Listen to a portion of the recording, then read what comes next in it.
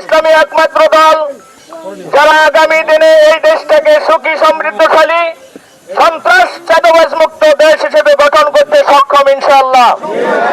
আমিরে জামাত বলেছেন চাঁদাবাজদের হাতকে অবশ করে দেওয়া হবে। আজকে তাবুচ্চর বাজারের দোকানদার ভাইদেরকে বলতে চাই, ব্যবসায়ী ভাইদেরকে বলতে চাই, যারা চাঁদাবাজি করতে আসবে জামাত ইসলামী ক্ষমতায় আসলে ইনশাআল্লাহ চাঁদাবাজদের হাতকে ধ্বংস করে দেওয়া হবে। সম্মানিত উপস্থিতি, আজকে নতুন করে ভোট সামনে আসলে নতুন প্রতারণা শুরু হয়।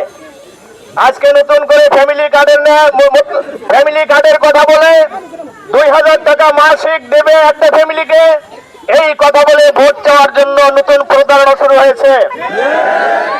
আমি বলতে চাই, আপনি যদি ফ্যামিলি কার্ড প্রতি পরিবারে দিতে পারেন তাহলে আগে এই ফ্যামিলি কার্ড গুলো চাঁদাবাজদেরকে দেন, ওরা চাঁদাবাজি বন্ধ করবে, ঠিক কিনা বলেন? ফ্যামিলি কার্ড আমরা বুঝি, এই ফ্যামিলি কার্ড নিয়েও চাঁদাবাজি হবে। ফ্যামিলি কার্ডের টাকা কোথায় পাবেন? এই টাকা কোথায় ছিল এতদিন? এই টাকা কি এই আগের আমলে নিয়ে পাচার করা ছিল কিনা আমাদের সন্দেহ হয়, ঠিক কিনা বলেন? বাংলাদেশ জামাত ইসলামী ক্ষমতায় আসলে চাঁদাবাজের হাতকে চাঁদাবাজ না রেখে চাঁদাবাজের হাতকে কর্ম দিয়ে এই দেশকে সুখী সমৃদ্ধশালী দেশ হিসেবে গঠন করবে ইনশাআল্লাহ। চাঁদাবাজি করতে হবে না।